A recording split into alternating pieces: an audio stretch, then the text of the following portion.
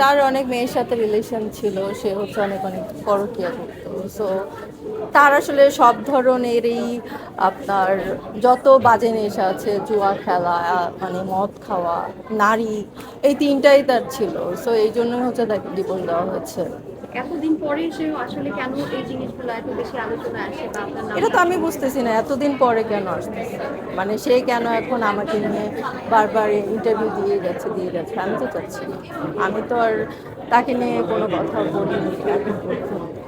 Divorce হয়ে গেছে, তারপরে অনেক নিউজ হয়েছিল, তারপর তো সেটা শেষ, তারপর আবার শুরু হচ্ছে এবার এগুলো এগুলো তো আমি কিছুই বুঝতেছি না।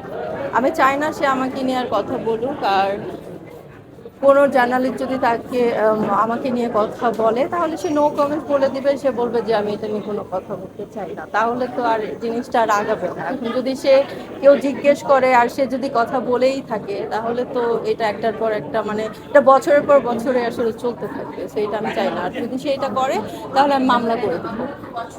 আপনি